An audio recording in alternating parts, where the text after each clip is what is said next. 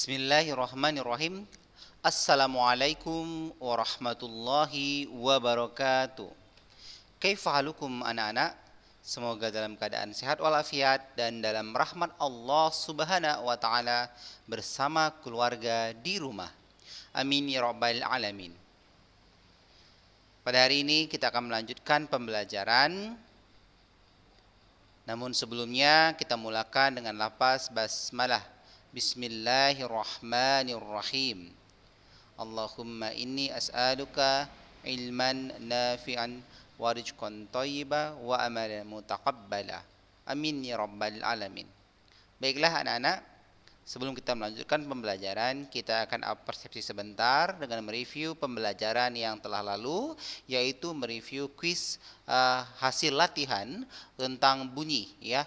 Naam, barakallahu fiik. Nah, ini Ustaz ambil untuk nilai tertinggi ya, atas nama Ananda Syahfadullah Syaragih ya, dengan skor 100 ya untuk hasil latihannya. Baik anak-anak, nomor 1 diperhatikan. Perhatikan pernyataan berikut ini. Benda mempunyai selaput tipis. Pernyataan pertama. Pernyataan kedua, frekuensi benda sama dengan frekuensi bunyi. Dan yang ketiga, panjang gelombang sama dengan panjang gelombang sumber bunyi. Dan yang keempat, panjang kedua ayunan sama ya. Pertanyaannya, syarat terjadinya resonansi ya, resonansi. Nah, di materi nanti kita juga ya, Ustadz telah menyiapkan apa itu yang dimaksud dengan resonansi. Nah, kita harus tahu dulu. Resonansi itu adalah peristiwa bergetarnya suatu benda saat benda lain bergetar. Nah, jadi saya ulangin, resonansi merupakan peristiwa bergetarnya suatu benda saat benda lain yang ada di dekatnya itu bergetar. Jadi syaratnya itu resonansi benda yang bergetar itu sama dengan frekuensi alami benda yang ikut bergetar. Nah, oleh sebab itu maka jawaban yang tepat adalah yang pertama, frekuensi benda sama dengan frekuensi bunyi. Dan selanjutnya panjang gelombang sama dengan panjang gelombang sumber bunyi, serta panjang kedua ayunan sama ya. Nah, jadi di situ syaratnya sama. Yang pertama, frekuensi benda sama dengan frekuensi bunyi. Selanjutnya panjang gelombang sama dengan panjang gelombang sumber bunyi, dan panjang kedua ayunan sama ya. Itu yang menjadi syarat terjadinya resonansi. Nah, bagaimana anak-anak, sudah paham ya insyaallah ya? Nah, jika belum paham nanti silakan ulangi video ini kembali atau silakan hubungi Ustadz di nomor biasanya. Pertanyaan yang kedua. Garpu tala dapat mengeluarkan frekuensi sebesar 2200 Hz. Hazir itu adalah Hertz ya. Nah, jika kecepatan rambat bunyi di udara 300 meter per sekon, maka besarnya panjang gelombang garpu tala tersebut adalah, yang diketahui frekuensi ya, kecepatan rambat ini berarti V ya, V lambangnya ya, F 2200, V-nya 300 meter per sekon. Panjang gelombang berarti lambda. Rumus lambda apa? Lambda sama dengan V cepat rambat dibagi dengan frekuensi ya. 3 dibagi 2200, 300 dibagi 2200, nolnya kita habiskan, kita coret 2 ya, sehingga 3/22 meter. Bagaimana? Mudah ya rumusnya ya. Nah, insyaallah. Baik. Selanjutnya, pertanyaan yang ketiga. Brian melihat kilat dan 3 sekon kemudian terdengar bunyi guntur. Jika cepat rambat bunyi di udara 340 meter per sekon, berapakah jarak Brian dengan tempat terjadinya petir? Nah, jarak berarti di sini adalah S ya. Nah, jadi S sama dengan V dikali dengan T, kecepatan dikali dengan waktunya. Sehingga 340 dikali dengan 3, hasilnya adalah 1020 meter satuan untuk jarak. Bagaimana anak-anak? Paham insyaallah ya? Paham. Pintar dan cerdas ya, Masya Allah. Pintar, cerdas dan soleh ya anak Ustadz ya. Barakallahu fiik. Selanjutnya soal yang keempat. Bunyi datang, garis normal, dan bunyi pantul terletak pada satu bidang ketiganya berpotongan pada satu titik.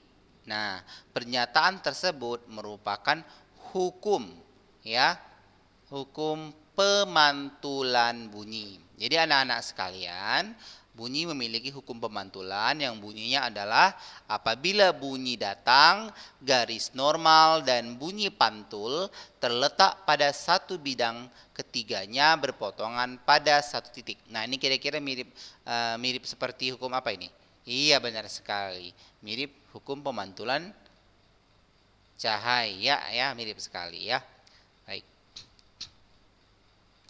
Selanjutnya soal nomor 5.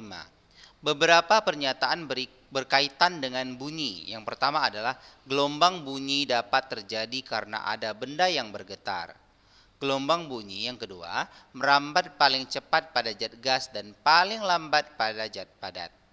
Yang ketiga, gelombang bunyi memerlukan medium untuk merambat. Serta yang keempat, gelombang bunyi termasuk gelombang longitudinal karena merambat tegak lurus dengan arah getaran. Nah, pertanyaannya, pernyataan yang benar tentang gelombang bunyi adalah nomor. Nah, sebelum anak-anak Ustaz menjawab, Ustaz ingatkan untuk soal-soal pernyataan ataupun soal-soal yang paragrafnya mungkin panjang, saran Ustaz adalah membaca pertanyaannya dulu. Ya, baca pertanyaannya baru selanjutnya masuk ke teks ataupun pernyataan-pernyataannya. Nah, kita ulang ya untuk nomor 5. Langsung saja ke pertanyaannya, yaitu pernyataan yang benar tentang gelombang bunyi adalah nomor. Nah, jadi kita tinggal mencari mana yang benar, mana yang salah. Yang pertama, gelombang bunyi dapat terjadi karena ada benda yang bergetar. Benar atau tidak? Benar ya. Berarti yang ada satunya boleh benar. Nah, yang kedua, gelombang bunyi merambat paling cepat pada zat gas dan paling lambat pada zat padat. Ya, berarti ini salah atau benar? Salah. Yang paling cepat melalui apa? Zat padat, karena mediumnya padat ya. Nah, kan bunyi ini dapat merambat melalui apa saja? Melalui zat padat, zat cair, dan zat gas ya. Nah, jadi untuk kecepatan yang paling cepat itu merambat melalui zat padat.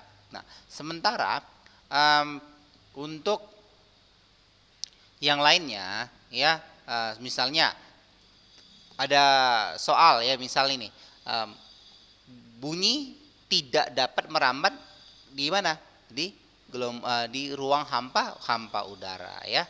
Nah, barakallahu fi. Jadi jawabannya adalah 1 dan 3 ya. Yang 3 itu adalah gelombang bunyi memerlukan medium untuk merambat ya. Nah, sekali lagi gelombang bunyi memerlukan medium untuk merambat. Baik. Selanjutnya nomor 6. Perhatikan pernyataan berikut ini. Nah, ini kita langsung pertanyaan ya. Kita baca pertanyaannya. Nah, manfaat bunyi pantul dapat ditunjukkan pada pernyataan nomor. Nah, perhatikan. Nah, perhatikan pernyataan berikut ini. 1, untuk mengukur kedalaman laut. Benar atau salah? Ya, benar sekali ya. Dapat digunakan untuk mengukur kedalaman laut. Untuk mempertinggi frekuensi bunyi, untuk mengukur jarak antara dua tempat, memperbesar amplitude bunyi. Nah, jadi jawaban yang tepat adalah 1 dan 3. Yang pertama untuk mengukur kedalaman laut, dan yang ketiga untuk mengukur jarak antara dua tempat. Demikianlah salah satu manfaat dari bunyi pantul ya. Baik. Selanjutnya yang ketujuh, cepat rambat gelombang bunyi di udara diketahui 300 meter per sekon. Nah, jadi ini cepat rambat lambangnya apa anak-anak? V ya, V. Jika panjang gelombang bunyi, panjang gelombang lambangnya apa? Ya, lambda, ya 25 cm. Berapakah frekuensi bunyinya? Maka ditanya F ya. Nah, jadi rumus yang harus kalian hafal kan apa itu? Lambda sama dengan panjang gelombang sama itu lambda ya, sama dengan cepat rambat dibagi dengan frekuensi. Nah, jadi sekarang yang ditanya adalah frekuensinya. Maka frekuensi sama dengan apa rumusnya? Iya, V dibagi dengan panjang gelombang atau lambda, sehingga ya ini 300 dibagi dengan 25 cm. Nah, yang cm ini anak Ustadz ubah dulu ke meter ya. Nah, ubah dulu ke meter dalam SI, sehingga 25 cm itu sama dengan 25 dibagi 100 ya. Nah, 25 bagi 100, sehingga 300 dibagi dengan 25 per 100 ya, naik ke atas ya, karena tadi bagi jadi kali, sehingga 25 per 100 tadi jadi 100 per 25 ya, dikali dengan berapa? 300, sehingga hasilnya adalah 1200 Hz. Pertanyaan ke-8, Tono berteriak dengan suara keras di hadapan tebing yang tinggi. 3 detik kemudian terdengar gema yang merupakan bunyi pantul suaranya. Sekiranya cepat rambat bunyi di udara saat itu adalah 340 meter per sekon, jarak tebing dari tempat Tono berteriak adalah ya 510 meter. Ini diketahui apa saja anak-anak? 340 ya. Nah, 3 detik berarti T-nya berapa? T-nya 3 ya. Nah, ini dia. Sehingga yang ditanya adalah jarak tebing. Maka S sama dengan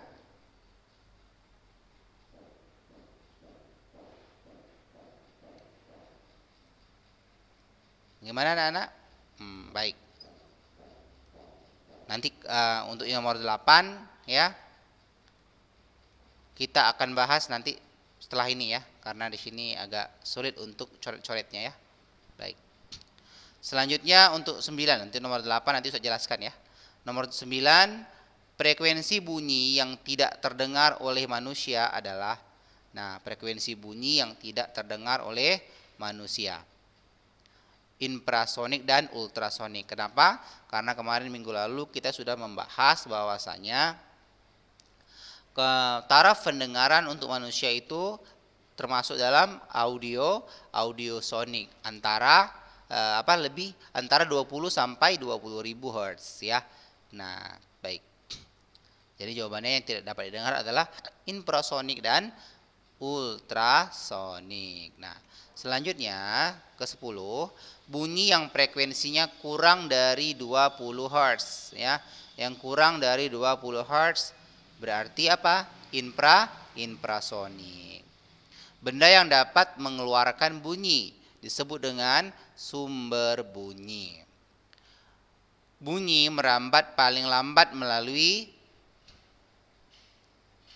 nah ini benda-bendanya tidak dapat kita lihat ya anak-anak ya. Nah, kita lanjutkan, jawabannya baja ya. Hewan yang dapat mendengarkan bunyi ultrasonik adalah lumba-lumba dan kelelawar. Alat indera manusia yang berfungsi untuk pendengaran adalah telinga. Bagian telinga yang paling luar adalah, ini namanya daun telinga. Manusia mempunyai sumber bunyi berupa pita suara. Nah, ya pita suara. Tempat yang memungkinkan terjadinya gema adalah terowongan, seperti terowongan ya, daerah pegunungan, perbukitan ya. Nah, bagian telinga berikut yang termasuk telinga dalam adalah rumah seafood. Bagian telinga berikut yang termasuk telinga dalam, sudah tadi ya, rumah siput. Selanjutnya bahan yang bersifat memantulkan suara adalah tembok. Anak yang satu dapat mendengar suara anak yang lain dikarenakan bunyi bergerak melalui zat padat ya. Nah, itu adalah soal-soal yang diberikan pada minggu lalu. Anak-anak Ustadz semua mudah-mudahan paham ya. Nah, bagi yang belum paham silakan bertanya ya. Boleh melalui link YouTube ini ataupun melalui nomor HP Ustadz yang abang-abang simpan semua ya. Baik. Bisa juga di Google Classroom, bisa juga insya Allah ya anak-anak ya. Baik, di mana saja kita insya Allah bisa berdiskusi. Nah, kita lanjutkan kembali ya pembelajaran kita pada hari ini anak Ustadz ya. Mohon diperhatikan. Nah, adapun tujuan pembelajaran pada hari ini adalah kita akan melakukan pengayaan dengan membahas soal Kapita Selecta khusus bab tentang getaran gelombang ya. Oleh sebab itu anak Ustadz semua perhatikan dengan baik. Nah, jadi tugas anak-anak hari ini adalah menuliskan kembali ya soal dan jawaban di buku tulis kalian, dan setelah itu kalian mengisi Google Form yang isinya petunjuk mengenai kegiatan apa yang telah kalian lakukan ya terkait materi pada hari ini ya. Baik, perhatikan benar-benar. Jika ada yang belum paham, ada yang masih kurang paham, silakan bertanya ya melalui nomor WhatsApp boleh, melalui link video ini boleh, dan melalui Google Classroom juga boleh ya. Baik, berikut soal latihannya. Perhatikan anak Ustadz soal pertama. Perhatikan gambar irisan telinga berikut ini. Gendang telinga, saluran eustasius, dan saluran setengah lingkaran ditunjukkan secara berturut-turut dengan huruf. Nah, ini soal yang pertama ya. Soal yang kedua kita sekaligus untuk yang pertama ini dua soal ya. Pada saat mendengar suara yang sangat keras, sebaiknya kita membuka mulut.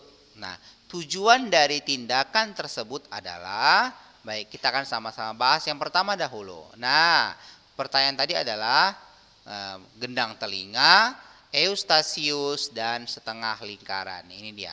Ini adalah gendang telinga ya. Ini adalah eustasius. Nah, ini adalah tulang pendengaran ya.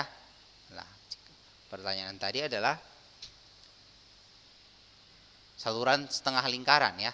Saluran setengah ini lingkaran ini dia. Saluran setengah lingkaran. Nah, jadi jawabannya adalah apa anak-anak?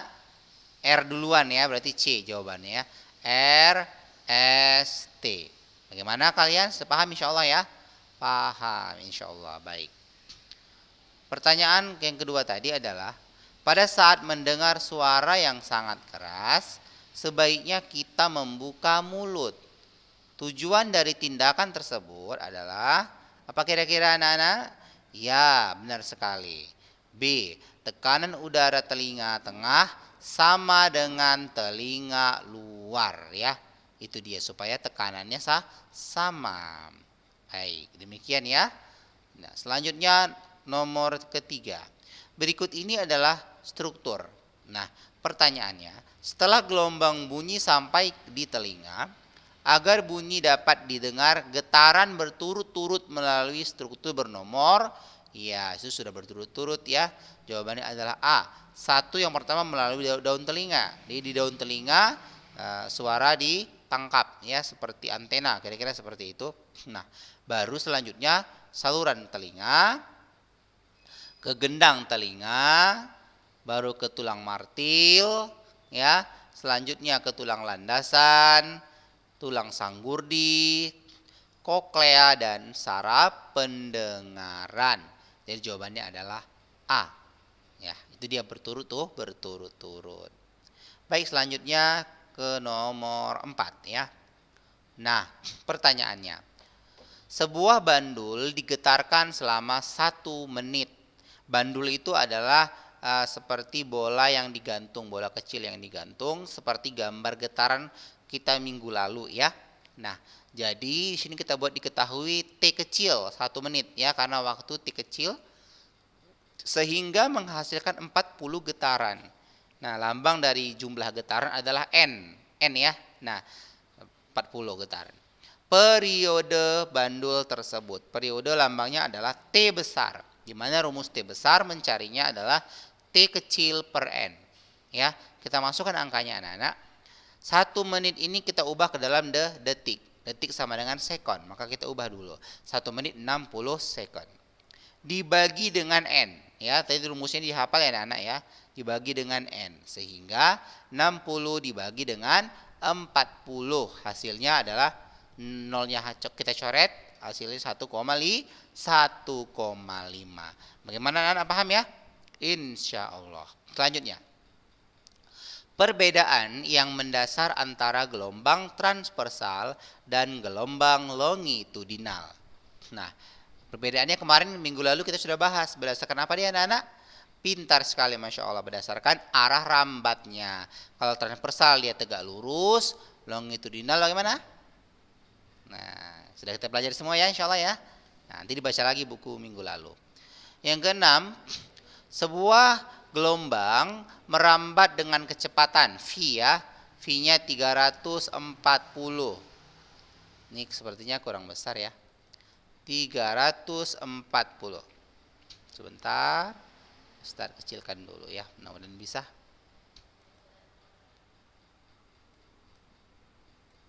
Nah, ini Ustaz besarkan aja.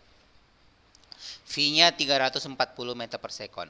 Jika frekuensi gelombang adalah 50 Hz, F-nya 50, panjang gelombang dari frekuensi tersebut adalah lambda. Maka rumus lambda sama dengan V dibagi dengan F. Nah, kita masukkan nilainya. V-nya 340 meter per sekon, F-nya adalah 50 sekon. Sehingga nolnya kita habiskan, 34 dibagi 5 hasilnya 6,8 sekon. Bagaimana anak paham insya Allah ya? Masya Allah. Baik. Jadi jawabannya 6,8. A jawabannya. Pertanyaan selanjutnya. Pertanyaan ke nomor 7 ya. Tadi 6 sudah. Perbedaan antara gema dan gaung. Nah, ini juga sudah kita pelajari di minggu lalu. Maka jawabannya adalah apa yang tepat? Iya, bagus sekali Masya Allah. Jawabannya adalah B ya. Jarak sumber bunyi dengan dinding pemantul ya. Itu dia. Kalau gema itu suara asli, suara pantulan terdengar setelah suara asli. Sedangkan gaung itu suara pantulan dan suara asli hampir bersamaan ya. Nah, kita lanjutkan nomor 8. Dari permukaan air laut, sinyal bunyi dikirim ke dasar laut. Sinyal tersebut diterima kembali setelah 12 sekon. Jika cepat rambat bunyi dalam air adalah 1800 meter per sekon, maka kedalaman laut di tempat itu adalah, maka kita menggunakan rumus H sama dengan V kali T per 2. V-nya berapa? V-nya 1800, T-nya 12 sekon dibagi dengan 2. Nah, 12 dibagi 2 berapa? 6. 6 kali 18 tambah nolnya 2, 10.800. Bagaimana anak paham ya? Insya Allah paham ya. Selanjutnya nomor 9. Telinga manusia normal mampu mendengar bunyi yang memiliki frekuensi berapa Hz? Iya, antara 20 sampai 20.000 Hz. Disebut dengan apa? Disebut dengan audiosonik. Nomor 10. Sebuah kolom udara memiliki panjang 40 cm. Jika garpu tala mempunyai frekuensi 320 Hz, maka besarnya cepat rambat gelombang bunyi di udara pada saat terjadinya resonansi pertama adalah resonansi pertama. Maka kita perhatikan cara menjawabnya bagaimana. Ya, ini sepertinya ada yang terhilang ya.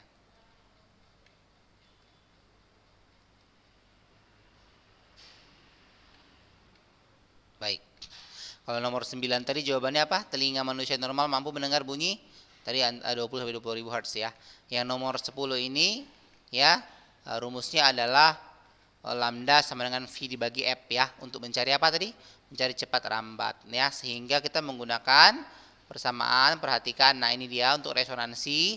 Tadi resonansi juga di awal sudah saya jelaskan bahwasanya resonansi adalah peristiwa bergetarnya yang satu benda saat benda lain ikut bergetar. Syarat terjadinya adalah resonansi benda yang bergetar sama dengan frekuensi alami benda yang ikut bergetar ya. Nah, ini rumusnya. L itu adalah panjang ya, panjang kolom udara. L sama dengan buka kurung 2N dikurang 1/4 ya, dibagi dengan lambda, di mana resonansi ke berapa tadi, keempat ya. Nah, mana tadi soalnya? Ya, Van ini dia soalnya ya. Nah, saya ulang kembali ya. Nah, jadi L sama dengan 2N kurang 1/4 dikali dengan lambda. Maka kita ditanya apa cepat rambat tadi ya. Kita masukkan nilainya. T sama dengan 2N kurang 1/4 kali lambda. Nah, L-nya berapa? 0,4 meter. Tadi yang 40 cm sudah kita ubah ke 0,4 meter. Selanjutnya ya, sama dengan 2 kali N. N-nya berapa tadi? N-nya 1 dikurang 1/4 kali lambda. Sehingga 0,4 sama dengan 2 dikali 1. 2 dikurang 1. 1/4 lambda. Sehingga lambda kita kalikan saja, kali silang 0,4 dikali dengan 4 yaitu 1,6 meter. Sehingga kita masukkan ke rumus tadi yang di awal. V sama dengan F kali dengan lambda. Kita masukkan nilainya. F-nya 320 ya. Lambdanya adalah 1,6. Sehingga kita kalikan 320 dikali 1,6 ya, atau 16/10 boleh. Maka hasilnya 512. Bagaimana anak-anak? Apakah kalian sudah paham? Insya Allah ya, paham ya. Mudah-mudahan, amin ya robbal alamin. Nah, jangan lupa tugas kalian adalah menuliskan 10 cara dan pembahasan soal ini. Selanjutnya mengisi Google Bom. Sekali lagi, tugas kalian adalah menuliskan contoh soal ini. Apakah boleh Ustaz menuliskan diketahui saja? Boleh. Menuliskan clue boleh nggak Ustaz? Boleh. Asalkan antum paham apa yang antum tulis. Ya. Nah, karena nanti di antara soal-soal yang pernah kita bahas, insya Allah akan diambil beberapa soal untuk ujian akhir ya. Barakallahu fiik. Hari ini sudah kita sudahi dulu, kita cukupkan. Jika ada pertanyaan ya, jika ada pertanyaan yang ingin ditanyakan karena waktu juga sangat singkat ya, silakan ditanyakan kepada Ustadz ya. Nah, untuk itu Ustadz tutup dengan subhanakallahumma bihamdika asyhadu an la ilaha illa anta astaghfiruka wa atubu ilaik. Assalamualaikum warahmatullahi wabarakatuh.